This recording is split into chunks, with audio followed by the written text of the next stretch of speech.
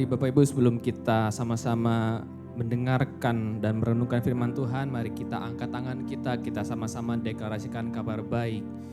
Inilah kabar baik, saya diselamatkan oleh kasih karunia Allah, bukan oleh perbuatan saya. Saya dibenarkan, saya diubahkan, dan saya diberkati di dalam Dia.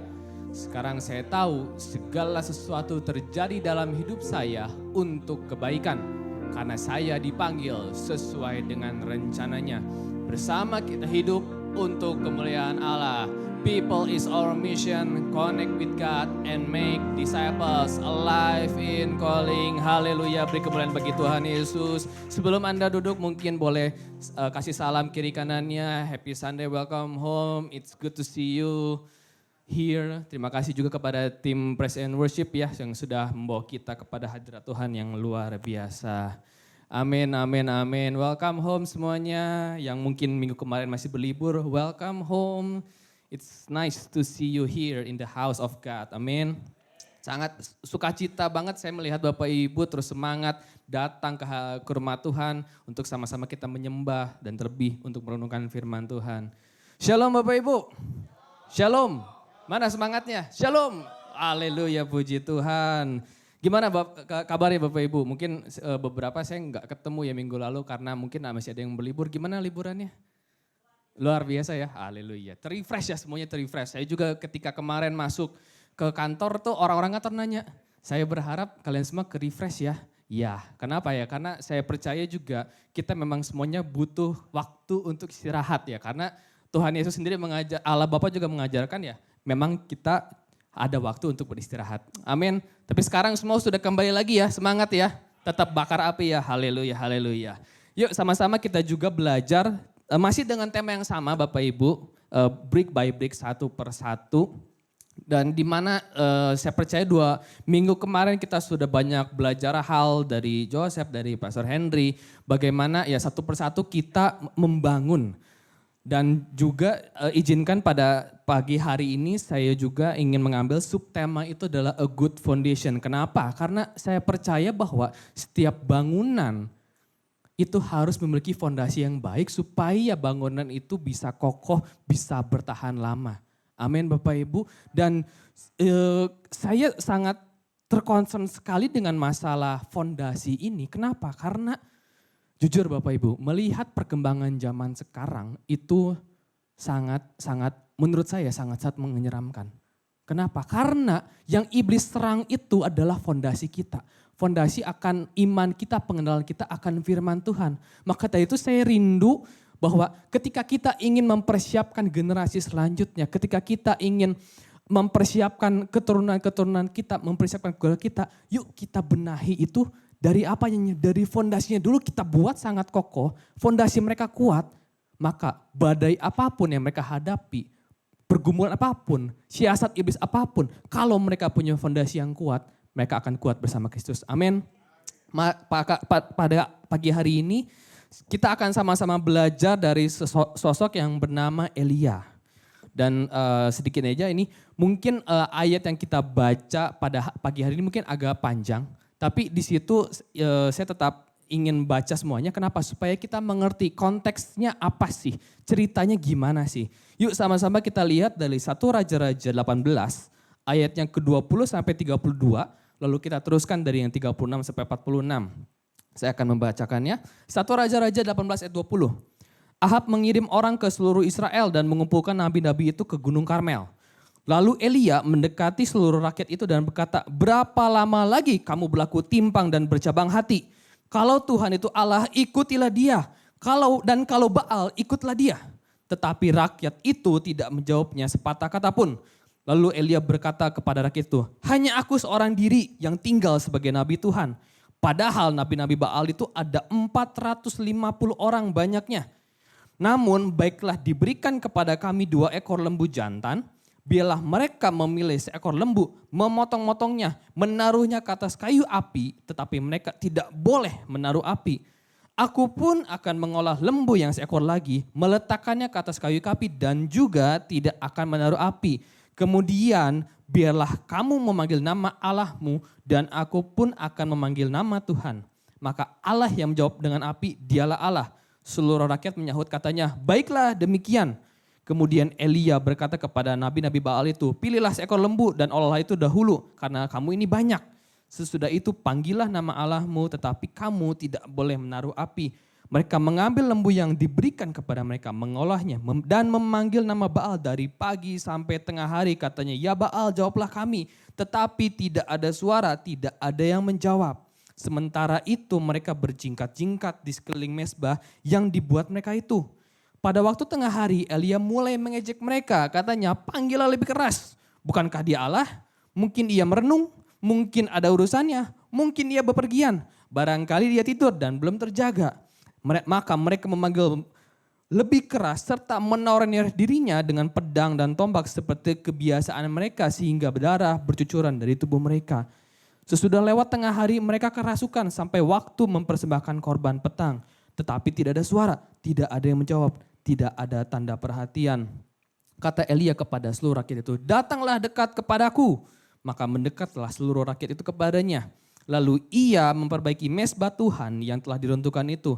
Kemudian Elia mengambil 12 batu menurut jumlah suku keturunan Yakub. Kepada Yakub ini telah datang firman Tuhan, engkau akan bernama Israel. Ia mendirikan batu-batu itu menjadi mezbah demi nama Tuhan dan membuat suatu parit sekeliling mezbah itu yang dapat memuat 2 sukat benih. Ayat 36, kemudian pada waktu mempersembahkan korban petang tampillah Nabi Elia dan berkata, ya Tuhan Allah Abraham, Ishak dan Israel, pada hari ini bilah diketahui orang bahwa engkaulah Allah di tengah-tengah Israel dan bahwa aku ini hambamu dan bahwa atas firman-Mu lah aku melakukan segala perkara ini. Jawablah aku ya Tuhan, jawablah aku supaya bangsa ini mengetahui bahwa engkaulah Allah ya Tuhan dan engkaulah yang membuat hati mereka tobat kembali. Lalu turunlah api Tuhan menyambar habis korban bakaran, kayu api, batu dan tanah itu. Bahkan air yang dalam parit itu habis dijilatnya. Ketika seluruh rakyat melihat kejadian itu sujudlah mereka serta berkata, Tuhan dialah Allah, Tuhan dialah Allah. Kata Elia kepada mereka, tangkaplah nabi-nabi Baal itu, seorang pun dari mereka tidak boleh luput. Setelah ditangkap, Elia membawa mereka ke sungai Kison dan menyembelih mereka di sana. Kemudian berkatalah Elia kepada Ahab, pergilah, makanlah dan minumlah sebab bunyi derau hujan sudah kedengaran. Lalu Ahab pergi untuk makan dan minum, tetapi Elia naik ke puncak gunung Karmel. Lalu ia membungkuk ke tanah dengan mukanya di antara kedua lututnya. Setelah itu ia berkata kepada bujangnya, naiklah ke atas, lihatlah ke arah laut. Bujang itu naik ke atas dan ia melihat dan berkata, tidak ada apa-apa. Kata Elia, pergilah sekali lagi, demikianlah sampai 7 kali. Pada ke-7 kalinya berkatalah bujang itu, wah awan kecil sebesar telapak tangan timbul dari laut. Lalu kata Elia, pergilah, katakan kepada Ahab, pasang keretamu dan turunlah, jangan sampai engkau terhalang oleh hujan. Maka dalam sekejap mata, langit menjadi kelam oleh awan badai, lalu turunlah hujan yang lebat. Ahab naik ke kereta lalu pergi ke Israel. Tetapi kuasa Tuhan berlaku atas Elia, ia mengikat pinggangnya dan berlari mendahului Ahab sampai ke jalan yang menuju Israel. Puji Tuhan, itulah pembacaan kita pada pagi hari ini. Jadi Bapak Ibu, ada seorang yang bernama Elia. Dan dia ini merupakan seorang abdi Allah dan dikatakan betul tinggal dia nabi saja yang hidupnya benar dan tetap beribadah kepada Allah. Kita mungkin Bapak Ibu ingat Joseph dulu minggu lalu mengatakan bahwa semenjak dari Musa lalu keturun ke Yosua, habis itu seperti ada masa-masa kelamnya bangsa Israel di mana mereka itu beribadah kepada Allah yang lain. Dari zaman hakim-hakim itu sampai muncullah Raja Saul dan itu banyak sekali orang yang memimpin bangsa Israel waktu itu masih hakim. Itu mereka tuh hidup jauh dan jahat di mata Tuhan. Sehingga Tuhan itu sakit hati. Dia menjadi jengkel dan menjadi sakit hati. Karena apa? Karena bangsa Israel itu menyembah Allah-Allah yang lain. Tidak menyembah Allah yang membebaskan mereka dari tanah Mesir. Yang menyertai mereka di padang gurun bahkan sampai masuk ke tanah perjanjian.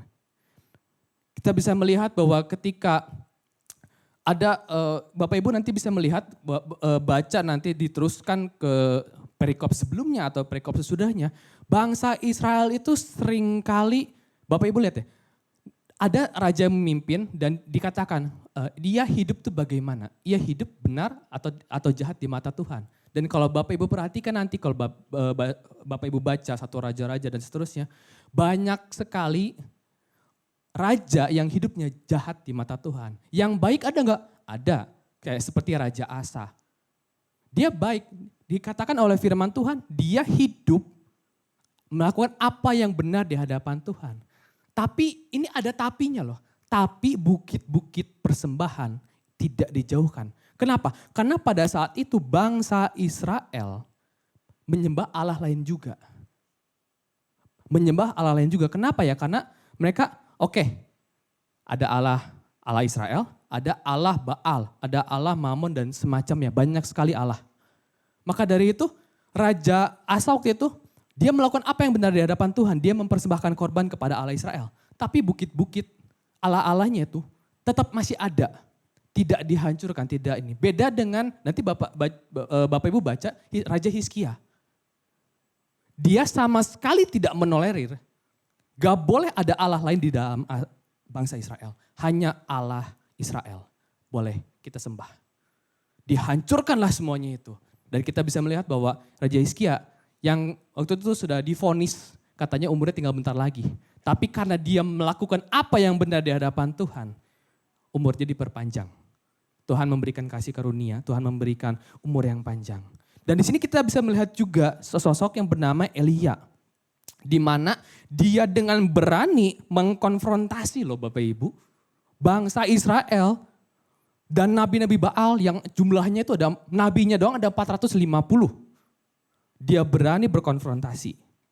Dan di sini kita bisa melihat bahwa konfrontasi Elia yang berani dengan Ahab dan seluruh bangsa itu dan ketidakbenaran Israel itu menjadikannya seorang nabi teladan bagi Israel. Dan orang yang paling layak untuk melambangkan pendahulu Tuhan Yesus Kristus. Di mana dia, kalian ini semua salah, bertobatlah. Kalian salah, kalian sudah menyimpang dari jalannya Tuhan. Elia ini benar-benar seorang abdi Allah yang luar biasa. Seorang yang berbicara bukan sekedar untuk menyenangkan orang lain, bukan sekedar untuk menyenangkan hati raja, bukan sekedar menyenangkan hati para rakyat. Rakyat mau dengar apa? Oke, saya katakan itu enggak. Tapi dia menyampaikan apa yang Tuhan ingin sampaikan kepada bangsa Israel. Dia menjadi seorang abdi Allah yang benar-benar setia.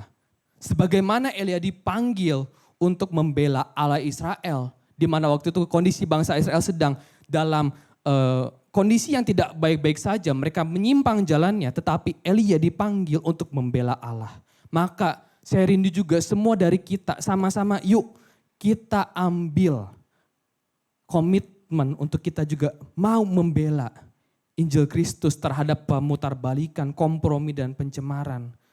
Seperti yang Joseph katakan di ibadah ibadah kedua minggu lalu itu bahwa Kristus itu harus menjadi dasar utama dalam kehidupan kita.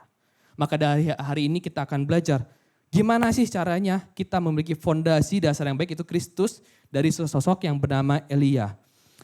Ada 3 poin yang ingin saya sampaikan pada pagi hari ini Bapak Ibu. Yang pertama, gimana supaya kita bisa memiliki fondasi yang baik?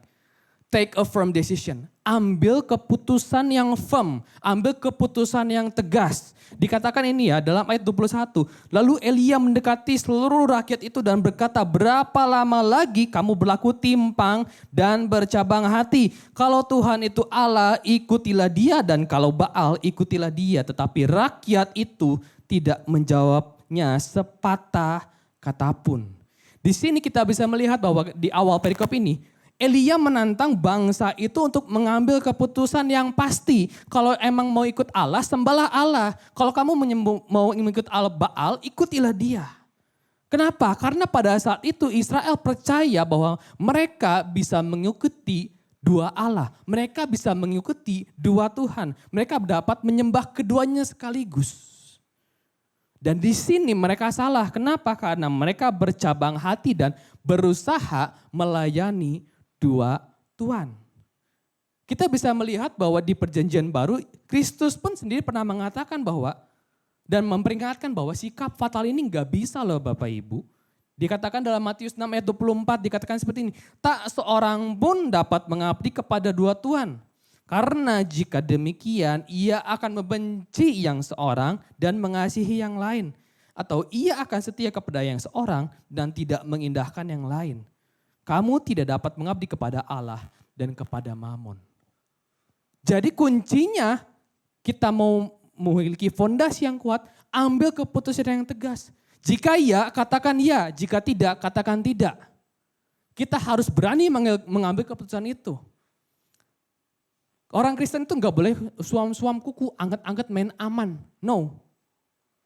Justru di dalam masa-masa sekarang ini, masa-masa yang menurut saya sangat seram dan banyak sekali ajaran-ajaran di luar yang menyesatkan. Kita harus berani ambil tindakan, ambil keputusan, ambil komitmen. Saya tetap mau percaya kepada Allah. Allah masih menjadi sumber juru selamat saya. Amin Bapak Ibu. Karena jujur Bapak Ibu, saya ketika melihat sekali story-story atau reels di Instagram tuh sangat-sangat seram. Seperti yang Joseph juga sampaikan minggu lalu bahwa sedang ada yang viral ya. Kristen progresif itu namanya. Dimana saya juga sudah melihat itu semua dan itu sebenarnya yang saya takutkan adalah generasi-generasi yang akan mendatang. Kenapa? Karena dulu zaman saya ya atau zaman dulu itu cari informasi itu terbatas ya Bapak Ibu, bener nggak? Internet dulu masih susah, kita mungkin baca dari koran, atau mungkin baca dari majalah. Kalau sekarang anak kecil pun udah punya device, bisa connect ke internet, cari ini, cari itu, cari itu. Dan kita perlu sadari juga bahwa daging dan roh itu pasti bertentangan. Daging dan roh itu pasti berlawanan. Daging itu pasti membuat kita enak, tapi roh itu membuat kita gak nyaman. Emang sudah desain seperti itu. Dan yang saya takutkan adalah ketika mereka disuguhi oleh konten-konten yang menyenangkan daging. Konten-konten yang kamu mah gak apa-apa. Merokok, kamu mah gak apa-apa, berjudi, kamu mah gak apa-apa, begini. Ketika kita tahu bahwa itu gak benar, mereka cari di internet. Tapi ini apa yang boleh ini? Karena mereka percaya bahwa kalau kamu berbuat baik, gak apa-apa. Kalau kamu berbuat baik gak apa-apa. Kalau kamu tetap melakukan banyak kebaikan, itu gak apa-apa. Bahkan ada yang sampai begini Bapak Ibu. Waktu itu Joshua juga bilang ada anak menti dia mengatakan seperti ini. Kakak boleh gak ya kalau saya nonton pornografi? Kenapa kamu bilang, kamu kenapa berpikir seperti itu? Karena teman-teman saya, orang-orang Kristen tuh Bapak Ibu, mengutip ayat Alkitab. Segala sesuatu diperbolehkan, titik. Saya bilang situ, stop dulu. Sama kamu juga stop dulu. Itu betul ada ayat itu, tapi belum beres. Koma eta teh. Segala sesuatu diperbolehkan, koma, tetapi tidak segala sesuatu itu berguna. Segala sesuatu diperbolehkan, koma, tetapi tidak semuanya itu membangun. Maka dari itu, ketika iblis pun mencobai Yesus, dia mengutip apa? Dia mengutip firman Tuhan. Sebab ada tertulis. Jadi iblis juga menyerang dengan firman Tuhan. Bapak Ibu, iblis tahu firman Tuhan? Tahu. Bahkan ketika iblis mencobai manusia pertama kali untuk jatuh ke dalam dosa, dia juga mengutip, bukankah Allah berfirman, Allah berkata. Tahu enggak? Tahu. Iblis tahu firman enggak? Tahu firman Tuhan. Kita anak-anak Tuhan tahu enggak? Tahu. Yang bedanya apa? Fondasi kita siapa?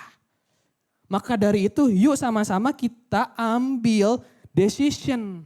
Kita tahu apa yang benar, kita perjuangkan. Kita tahu apa yang benar di hadapan Tuhan, kita usahakan, kita perjuangkan mati-matian. Kenapa? Karena saya percaya bahwa setiap kita sebagai murid-murid Kristus, pengikut-pengikut Kristus, dimanapun kita berada, kita harus menjadi lembaran yang terbuka. Karena mungkin saja kita ini merupakan khotbah yang mereka dengar tuh lewat kita. Alkitab yang mereka baca itu lewat diri kita. Jadi kalau Anda pengikut Kristus, carry well that name. Nama Yesus Kristus itu melekat di hati kita. Melekat menjadi fondasi kita. Saya juga teringat akan Yosua. Dikatakan seperti ini di Yesus 24 ayat 14-19. Oleh sebab itu takutlah akan Tuhan dan beribadalah kepadanya dengan tulus dan ikhlas dan setia. Jauhkanlah Allah yang kepadanya nenek moyangmu telah beribadah di seberang sungai Efrat dan di Mesir dan beribadalah kepada Tuhan. Tetapi jika kamu anggap tidak baik untuk beribadah kepada Tuhan, pilihlah pada hari ini kepada siapa kamu akan beribadah. Allah yang kepadanya nenek moyangmu beribadah di seberang sungai Efrat, atau Allah orang Amori yang negerinya kamu diami ini. Ini yang saya suka. Tetapi aku dan seisi rumahku, kami akan beribadah kepada Tuhan. Luar biasa sekali. Dan kita bisa melihat gimana Yosua memimpin bangsa Israel dengan baik. Gimana Tuhan memperhatikan sekali bangsa Israel. Maka dari itu, yuk Bapak Ibu sama-sama kita ambil keputusan. Yuk kita sama-sama perbaiki juga. Introspeksi diri kita. Bukan hanya Bapak Ibu, saya juga kembali introspeksi karena firman Tuhan itu pedang bermata dua. Ke Bapak Ibu kena, ke saya juga kena. Dan ini berlaku untuk kita semua sebagai anak-anak Tuhan.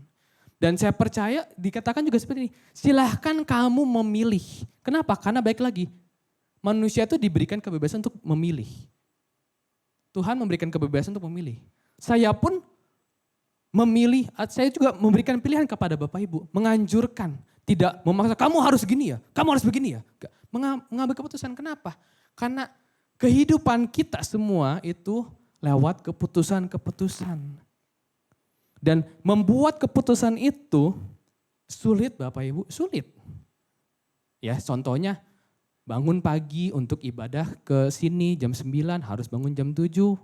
Pilihan sulit gak? Sulit, kenapa? Enak ya, apalagi kalau udah mendung-mendung, dingin-dingin, aduh enak nih anget ini mah. Belum kalau hujan, aduh masa hujan sih, nanti basah dong, gak enak ke gereja.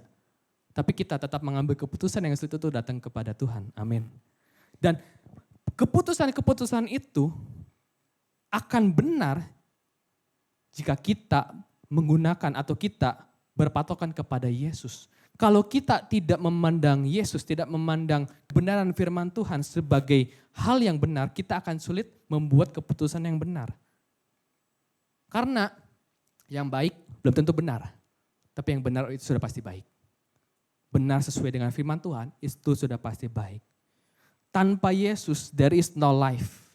And there is no way we can make the right decisions without Jesus. Tanpa Yesus kita tidak mungkin membuat keputusan yang benar. Amin Bapak Ibu. Maka dari itu yuk sama-sama kita ambil komitmen. Saya mau mengikuti Yesus. Yesuslah sumber utama. Yesuslah sumber kekuatan saya. Yesuslah juru selamat saya. Hanya kepada Yesuslah saya mau beribadah. Saya mau mengikuti Yesus. Follow God, not the world. Ikutlah Allah, bukan ikuti apa kata dunia. For God made the world, so it is always Him first and always. Karena Allah lah yang menciptakan dunia, jadi selalu Dia dan hanya Dia. Amin Bapak Ibu, ikutlah Tuhan, ambillah keputusan yang berani. Elia pun gak takut di depan dia ada bangsa Israel begitu banyak. Lawan yang 450, tapi aku membawa nama Tuhan. Sama seperti Daud menghadapi Goliat. Dia sudah mencemooh nama Tuhan. Aku hanya membawa nama Tuhan. Jika Allah di pihak kita, siapa lawan kita? Tidak ada. Amin. Itu yang pertama Bapak Ibu, take a firm decision, ambil keputusan yang tegas. Yang kedua Bapak Ibu, gimana caranya supaya kita bisa memiliki fondasi yang baik? Repair the altar. Perbaiki mezbahmu. Mezbah ini merupakan suatu hal yang penting dalam kehidupan kita, dalam kehidupan beribadah kita. Dikatakan ayat 30, 1 Raja 18:30. Kata Elia kepada seluruh rakyat itu, datanglah dekat kepadaku, maka mendekatlah seluruh rakyat itu kepadanya. Lalu ia memperbaiki mezbah Tuhan yang telah diruntuhkan itu. Kemudian Elia mengambil 12 batu menurut jumlah suku keturunan Yakub. Kepada Yakub ini telah datang firman Tuhan, engkau akan bernama Israel. Ia mendirikan batu-batu itu menjadi mezbah demi nama Tuhan dan membuat satu parit sekeliling mezbah itu yang dapat memuat 2 sukat benih. Di sini kita belajar bahwa kita harus memperbaiki mezbah Tuhan. Mezbah itu apa sih? Altar itu apa sih? Altar itu a place of prayer or worship of God. Tempat kita menyembah, beribadah kepada Tuhan. Itu merupakan tempat supaya kita bisa connect dengan spirit world, dengan alam roh. Mengapa kita harus memperbaiki altar? Yang pertama, karena altar itu, mezbah itu adalah a place of confession. Atau a place of repentance. Atau itu jadi tempat kita untuk mengkonfes, mengakui apa kesalahan kita. Mengakui kesalahan kita dan tempat kita untuk bertobat. Tuhan, ampuni saya karena saya sudah melakukan dosa-dosa ini. Saya mau ngambil komitmen untuk bertobat. Itu di mana? Di altarnya Tuhan, di mezbahnya Tuhan. Yang kedua, a place of surrender. Tempat kita berserah kepada Tuhan. Yang ketiga, a place of prayer. Tempat kita berdoa kepada Tuhan. Di mana? Di mezbah Tuhan. A place to receive the baptism of the Holy Spirit. Tempat kita menerima curahan roh, baptisan Roh Kudus. Supaya karunia roh boleh hinggap dalam kita. Supaya kita dipenuhi oleh Roh Kudus. A place of healing. Kesembuhan terjadi di mana? Ketika kita datang di hadirat Tuhan. A place of worship. Tempat kita menyembah Tuhan. Jadi penting sekali Bapak Ibu kita memperbaiki altar mezbah kita. Kenapa? Karena ketika kita mau beribadah kepada Tuhan, kita harus menaruh korban dulu di mezbah Tuhan. Perjanjian lama di altarnya luar itu ada mezbah dulu. Sebelum kita bisa melakukan ibadah, kita mempersembahkan dulu, kita datang dulu kepada mezbah Tuhan. Di perjanjian baru gimana Bapak Ibu? Apa yang kita korbankan? Kehidupan kita. Kehidupan kita lah menjadi persembahan yang harum di hadapan Tuhan. Altarnya di mana mezbahnya? Hubungan kita dengan Tuhan secara pribadi. Maka dari itu, mezbah-mezbah apa sih yang kita perlu perbaiki Bapak Ibu? Ada dua, sebenarnya ada banyak tapi pada pagi hari ini saya ingin menyampaikan ada dua mezbah yang kita harus perbaiki. Yang pertama, personal altar. Mezbah pribadi dengan Tuhan. Yang kedua, family altar. Mezbah keluarga dengan Tuhan. Mengapa kedua hal ini penting? Karena saya percaya Bapak Ibu, kalau kita memiliki relasi yang baik dengan Tuhan, mezbah pribadi kita terus-terusan mendekat sama Tuhan, maka kita pun akan berusaha selalu connect sama Tuhan. Kita akan terus melakukan hal-hal yang menyenangkan hati Tuhan.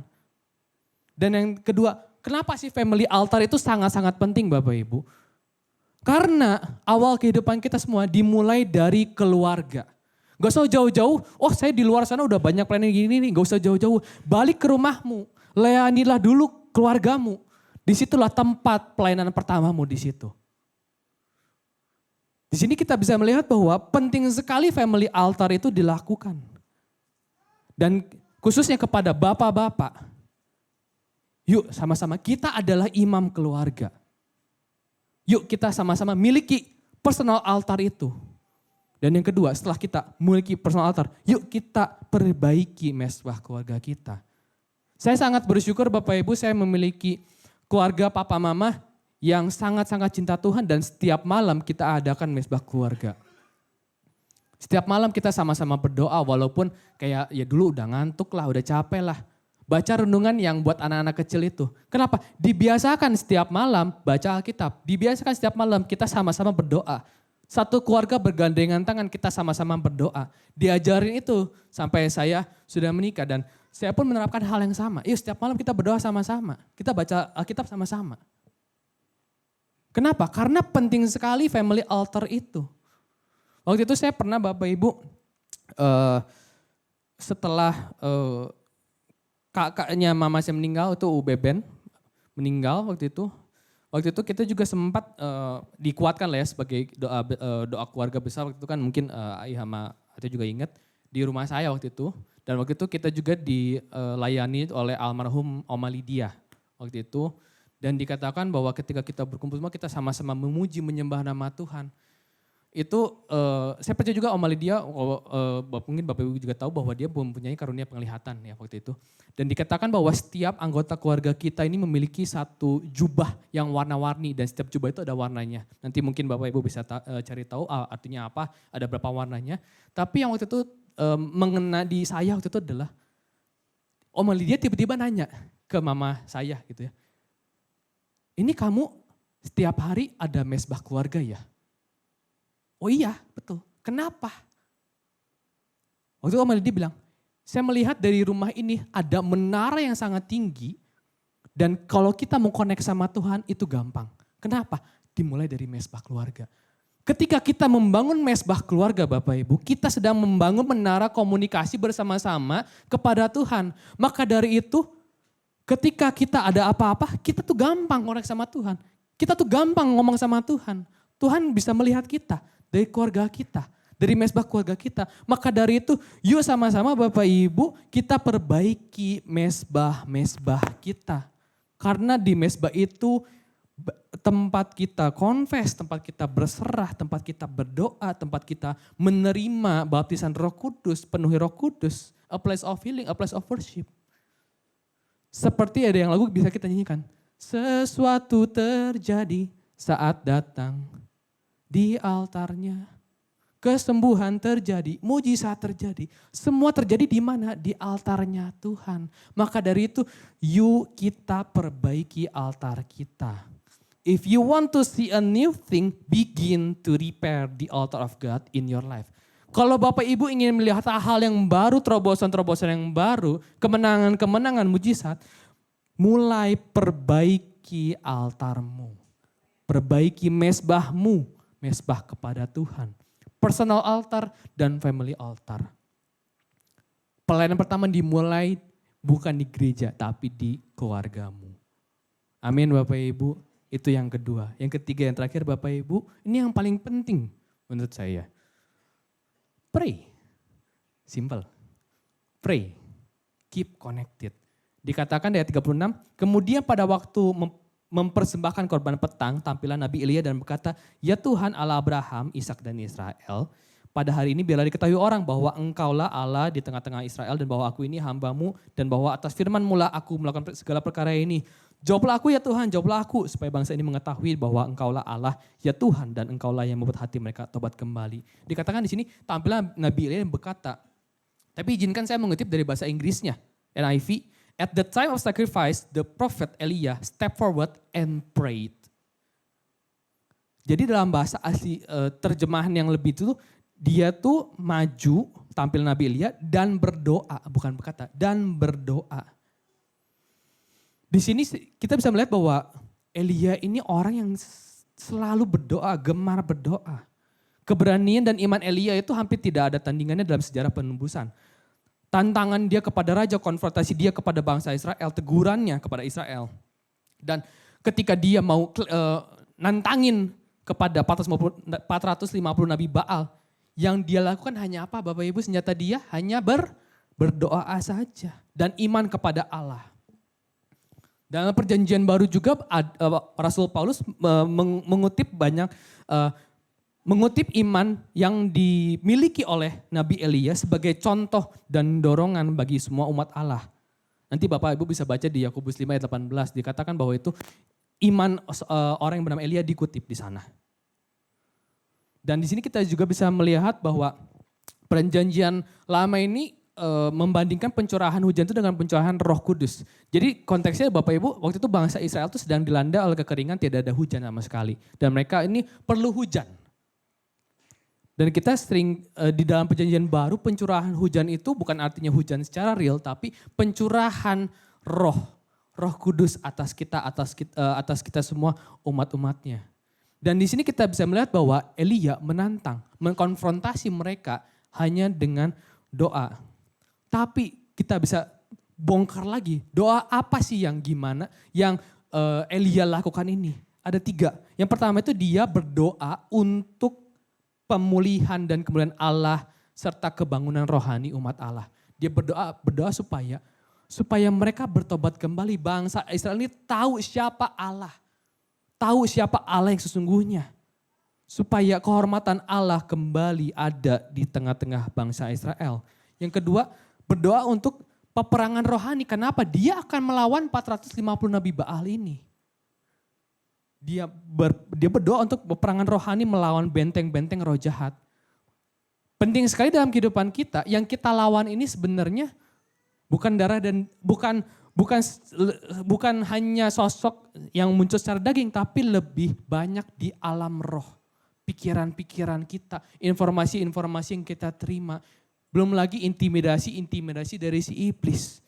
Maka dari itu yuk kita harus berdoa juga untuk peperangan rohani yang tiap hari kita lakukan, yang kita lewati. Dan yang terakhir, berdoa untuk mengakhiri masa kekeringan rohani. Karena di sini kondisi bangsa Israel itu sudah kering secara rohani. Mereka tidak lagi menyembah Allah.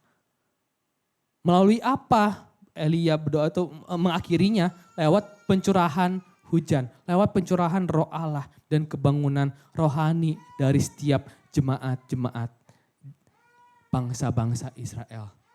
Maka dari itu Bapak Ibu, yuk sama-sama kita terus berdoa, keep connected. Bahkan di ayat 40-an itu ketika sudah terjadi mujizat Tuhan yang luar biasa, Elia nggak langsung pulang Bapak Ibu. Elia naik ke atas puncak gunung Karmel dan dia sujud menyembah. Berlutut dengan kepalanya di antara kedua lututnya. Itu artinya apa? Walaupun sudah banyak mujizat Tuhan, walaupun Elia tahu Tuhan bersama dia tetap berdoa. Ketika doanya sudah dijawab, dia tetap berdoa. Maka dari itu, yuk sama-sama kita terus berdoa. Kita terus berdoa, kita terus berdoa. Tak henti-hentinya kita berdoa. Kita terus berdoa, kita terus berdoa. Kenapa? Karena senjata kita adalah ya doa. Doa dan iman kita kepada Tuhan. Maka dari itu Bapak Ibu, yuk sama-sama kita teruskan munculkan gairah kita untuk sama-sama kita mau terus connect sama Tuhan. Karena ketika kita banyak berdoa, kita sering berdoa, selalu berdoa, otomatis altarnya Tuhan itu akan terbangun kembali. Otomatis kita udah tahu nih, punya koneksi yang kuat sama Allah. Fondasi kita akan kuat. Mau sekencang badai apapun dalam kehidupan kita pasti akan kuat bersama Tuhan. The greatest gift we can give to each other is to pray for another. Hadiah terbaik yang bisa kita berikan kepada orang, itu bukan uang, bukan materi, bukan apa-apa, tapi apa? Doa kita. Kita mendoakan orang itu merupakan hadiah terbaik yang bisa kita berikan kepada sesama kita. Maksud konfrontasi Elia kepada Nabi Baal itu, dan kemudian doa syafaat dia untuk bangsa itu apa? Itu menyatakan kasih karunia Allah kepada umat Israel. Allah itu sayang kepada bangsa Israel. Maka dia memperlengkapi Elia. Muncullah Elia di situ. Ia ingin membalikan hati mereka kepada Allah. Kita juga bisa melihat mungkin contohnya di Perjanjian Baru, contohnya Yohanes Pembaptis. Bertobatlah sebab kerajaan Allah sudah dekat. Ia mengiring banyak orang. Tujuannya apa? Membalikan hati ke umat-umatnya supaya mereka kembali menyembah kepada Allah yang hidup. Untuk mempersiapkan kedatangan Kristus. Dan di sini jika mereka, Elia, Daud, Musa, Yosua tidak mempunyai fondasi yang baik, tidak mempunyai suatu keyakinan, tidak mau mengambil keputusan, itu pasti kita tidak akan pernah mendengar kisah mereka. Kuncinya apa mereka? Mereka mau ngambil komitmen, mereka punya fondasi yang kuat, mereka tetap teguh mau beribadah kepada Tuhan. Dan jikalau Bapak Ibu, kita ada yang membangun sesuatu dan kita membangun itu tanpa didasari oleh Yesus Kristus. Ketika kita melakukan sesuatu tapi hanya untuk kesenangan kita. Bukan sesuai dengan firman Tuhan. The outcome, hasilnya itu pasti tidak akan bagus Bapak Ibu. Kenapa? Karena segala sesuatu yang dibangun atas Kristus akan kebenaran firman Tuhan. Pasti akan bertahan kuat dan pasti akan memberkati banyak orang. Amin Bapak Ibu. If you build your life on Jesus, kalau Bapak Ibu mengambil keputusan untuk membangun kehidupan bersama Yesus, kita pasti akan mempunyai fondasi yang kuat for all eternity, bahkan sampai ke anak-anak kita. Amin Bapak Ibu. A safe and stable building must have a solid foundation, so too must our faith. Bangunan yang bagus, yang aman, yang stabil, pasti memiliki fondasi yang kuat. Tower-tower di Jakarta, di mall ini bahkan bisa berdiri kuat. Kenapa? Karena mempunyai fondasi yang bagus. Maka dari itu haruslah iman kita juga mempunyai fondasi yang bagus, yaitu Yesus Kristus. Amin Bapak Ibu. Siapa yang mau mengambil keputusan tegas, saya mau ngikut Yesus, saya mau menyembah Yesus. Siapa yang mau memperbaiki mesbah keluarga, mesbah personal. Dan terakhir, yuk sama-sama kita terus berdoa. Keep connected sama Tuhan karena dialah sumber jawaban, sumber segalanya dalam kehidupan kita. Karena saat kita datang di altarnya, pemulihan, mujizat, kesembuhan, apapun yang Bapak Ibu Saudara impikan, rindukan, Tuhan pasti genapi semua sesuai dengan waktunya Tuhan. Amin. Mari sama-sama kita tundukkan kepala, kita renungkan firman Tuhan, kita datang kepada hadirat Tuhan. Bapa dalam surga, Bapa dalam nama Tuhan Yesus, terima kasih Tuhan atas kesempatan pada pagi hari ini di mana Engkau telah mengingatkan kami Bapa, supaya kami memiliki fondasi yang kuat. Kami ingin memiliki fondasi yang kuat Bapa. Maka dari itu pada pagi hari ini kami ingin mengambil komitmen, kami ingin mengambil keputusan tegas. Kami ingin tetap beribadah kepada Allah, Allah yang hidup. Kami tidak mau berkompromi dengan dosa. Kami tidak ingin membiarkan kuasa si jahat meracuni diri kami. Kami ingin tetap beribadah kepada Engkau. Kami tidak ingin bercabang hati, karena kami telah mendengar dan kami telah belajar bahwa Engkau tidak menghendaki demikian. Ajarlah kami untuk tetap setia, ajarlah kami untuk tetap percaya kepada Engkau. Dan kami juga ingin memperbaiki Bapa, mesbah-mesbah yang mungkin telah hancur, yang mungkin telah kami tinggalkan.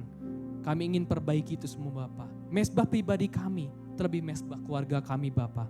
Kami ingin membawa keluarga kami semua mendekat kepada Tuhan. Kami ingin hidup bersama dengan Tuhan. Dan terakhir Bapa, kami ingin berdoa terus-menerus supaya kami terhubung kepada Engkau Bapa. Bapa, hamba berdoa Tuhan untuk setiap jemaat-Mu di tempat ini Bapa. Hamba tidak tahu pergumulan mereka.